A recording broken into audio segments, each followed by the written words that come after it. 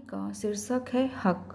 मीता अपनी दोनों बेटियों को लेकर ससुराल आई, परंतु उसके पैर घर के दरवाजे पर ही ठिठक गए। अंदर जाना तो चाहती थी, लेकिन जा नहीं पा रही थी।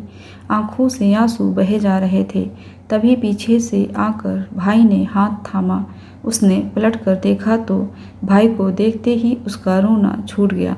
भाई ने इशारे से उसे अंदर जाने के लिए कहा, पर उसकी हिम्मत जवाब दे रही थी। ये वही घर था जिसमें कभी वो रमेश की दुल्हन बनकर आई थी, और आज इस घर से रमेश की अर्थी उठने वाली थी। कल रात ही रमेश को साइलेंट अटैक आया था और कुछ ही क्षण में उसकी मृत्यु हो गई। मीता उस वक्त अपनी दोनों बेटियों के साथ मायके गई हुई थी। रात को ही उसके पापा को फ़ोन करके ससुर जी ने बता दिया था। जैसे ही यह खबर मायके पहुंची, वैसे ही मायके वाले फटाफट 1 घंटे में वहां से रवाना हुए। आखिर 5 घंटे का सफ़र तय कर वो लोग यहाँ पहुँचे। यहाँ लोगों की अच्छी खासी भीड़ जमा हुई थी। तभी बेटियाँ बिलखती हुई मीता से लिपट गईं, पर जो खुद ही होश में ना हो वो भला बच्चों को कैसे संभाले। मम्मी और भाभी ज़बरदस्ती उसे हिम्मत देती हुई अंदर लेकर गईं। उस बड़े से बरामदे में कुछ औरतें सास को घेरे बैठी हुई थीं।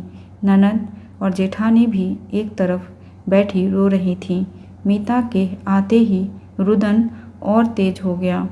शायद वो लोग मीता का ही इंतज़ार कर रहे थे। मीता के आते ही आधे घंटे में रमेश की अर्थी उस घर से उठी और कुछ क्षण में ही वो शख्स यहाँ से चला गया जिसके पीछे वो इस घर में थी। अपनी बेटियों को सीने से लगाए उसका रोना छूट रहा था।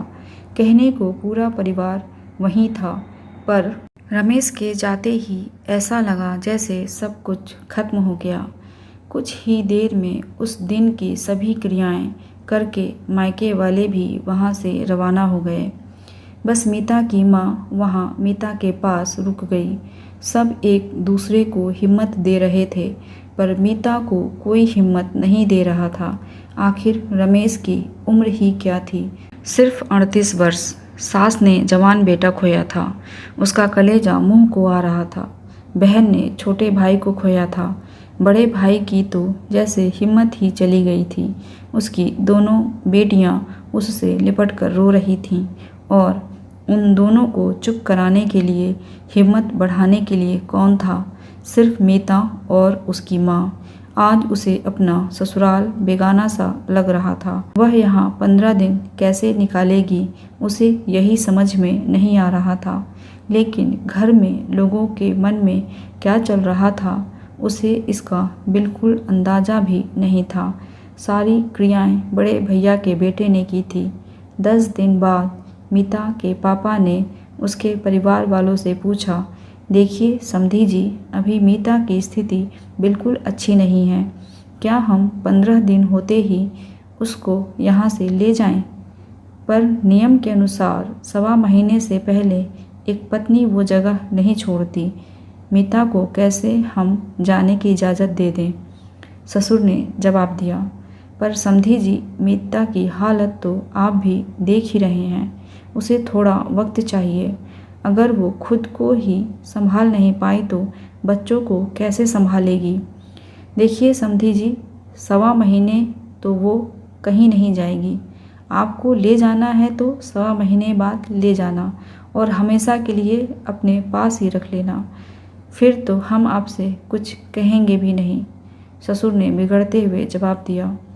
अंदर कमरे में बैठी मीता को भी ये बातें सुनाई दी। सुनकर अंदर तक कुछ दरक गया। अब इस घर में मेरी क्या जगह है? माहौल बिगड़ते हुए देखकर पापा चुप हो गए। 12वीं पर पगड़ी की रस्म में भी जेठ जी के बेटे को बैठाने की बात हुई, लेकिन जब मीता के मायके वालों को पता चला तो वो लोग अड़ गए, क्योंकि पहले भी रमेश की अपने बड़े भाई से झड़प हो चुकी थी।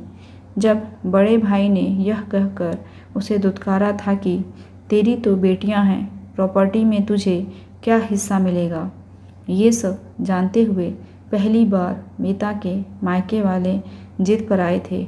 पगड़ी की रस्म करवानी है तो आपको या तो मीता को पगड़ी पहनवानी पड़ेगी या फिर उसकी बेटी को। बड़े भाई के बेटे को बिठाने का क्या तुक है, जबकि रमेश जी का अपना पूरा परिवार है। हमारे यहाँ औरतों को पगड़ी नहीं बंधती, जेठ जी ने कहा। जो नहीं होता है वो अब होगा। मीता का हक हम किसी को नहीं लेने देंगे। आखिर मीता के परिवार को मीता को ही संभालना है, पर वह तो इस हालत में ही नहीं है और ऊपर से उसकी बेटियां ही तो हैं। वो तो शादी करके कल को ससुराल चली जाएंगी, जबकि पगड़ी एक जिम्मेदारी होती है।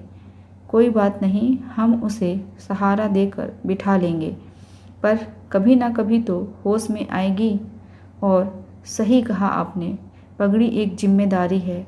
उनके परिवार की जिम्मेदारी मीता ही उठाएगी।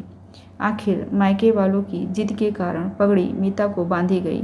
बाद में पापा ने दादी सास से मीता को ले जाने के बारे में बात की। ये पहली बार था जब पापा ने दादी सास से पूछा था। आखिर दादी सास ने कहा। तब जाकर 25 दिन बाद मीता के मायके वाले उसे मायके लेकर गए थे। लेकिन अभी कुछ ही दिन बीते थे कि जेठ जी का फ़ोन आया, हम लोग कल आ रहे हैं, मीता को घर पर ही रखिएगा। कुछ न कुछ तो उनके मन में पक रहा था। ये बात तो मीता के मायके वाले समझ रहे थे, पर क्या, वो तो कल उनके आने पर ही पता चलेगा। खैर, दूसरे दिन जेठ जी अपने चाचा जी के साथ वहाँ पहुँचे। मीता के साथ उसके पूरे मायके वाले वहाँ मौजूद थे। चाय पानी पीने के बाद वो लोग सीधे मुद्दे पर आए। देखिए समधी जी, अब आपको तो पता ही है कि रमेश इस दुनिया में नहीं रहा और मीता की सिर्फ 2 बेटियां हैं। ऐसे में हम चाहते हैं कि मीता इन पेपर्स पर साइन कर दे, जो हमने हमारे पूरे परिवार की सर्वसम्मति से बनवाया है, और माँ की भी यही इच्छा है। क्या लिखा है इन पेपर्स पर, ज़रा खुलकर बताइए, मीता के भाई ने कहा। ये हक त्याग के पेपर्स हैं। हमारी जो पुश्तैनी ज़मीन है उस पर से मीता को अपना हक त्याग करना पड़ेगा। बदले में हम मीता की दोनों बेटियों की शादी की जिम्मेदारी अपने सिर लेते हैं। भविष्य में उन दोनों का विवाह हम धूमधाम से करवा देंगे। रही बात मकान में हिस्सेदारी की, तो इसका 1/3 हिस्सा हम मीता को देने को तैयार हैं। वो वहाँ पर अपनी बेटियों के साथ आकर रहे। इसके अलावा जो रमेश की सेविंग्स है वो मीता के पास हैं, जिससे वो अपना गुजर बसर कर सकती है। ये सुनकर सबकी त्योरियां चढ़ गईं। इससे पहले कोई कुछ कहता, मीता ने जवाब दिया, मैं कोई हक त्याग नहीं करूँगी। मेरे पति की मृत्यु के बाद उनकी प्रॉपर्टी में हम बराबर के हिस्सेदार हैं। अगर आप लोग हिस्सा नहीं देंगे तो मैं कोर्ट के जरिए लूँगी, पर मैं अपनी बेटियों के भविष्य को अंधकार में नहीं छोड़ूंगी। इस प्रॉपर्टी पर मेरी बेटियों का बराबर का हक है और मैं इन सब के लिए तैयार हूँ। तो कह दीजिएगा उनसे कि उनका बेटा गया है, पर उसकी पत्नी और बेटियां अभी जिंदा हैं। मीता के तेवर देखकर जेठ जी और चाचा ससुर से आगे कुछ कहते नहीं बना। वो लोग चुपचाप वहाँ से उठकर चले गए। आज मीता जॉब कर रही है और अपने दोनों बेटियों को पाल रही है। उसके माता पिता ने अपनी तरफ से उसे एक फ्लैट गिफ्ट कर दिया, जिसमें वो अपने दोनों बेटियों के साथ रह रही है। अभी तक प्रॉपर्टी का मैटर सुलझा नहीं है।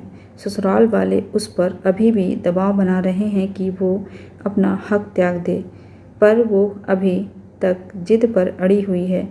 अभी भी मैटर पेंडिंग ही चल रहा है। कई बार इतनी मानसिक तनाव के बाद दिल में एक हुक सी उठती है कि सब कुछ छोड़ दे, पर बेटियों को देखकर फिर हिम्मत कर खड़ी हो जाती है। समाज की इस विडंबना पर लोगों को खुलकर सामने आना होगा ताकि भविष्य में इस तरह किसी के जीवन के साथ खिलवाड़ ना किया जाए। कैसी लगी आपको ये कहानी कमेंट करके ज़रूर बताइएगा। ऐसी ही कहानियाँ सुनने के लिए चैनल को सब्सक्राइब कर लीजिए। मिलते हैं अगली कहानी के साथ। धन्यवाद।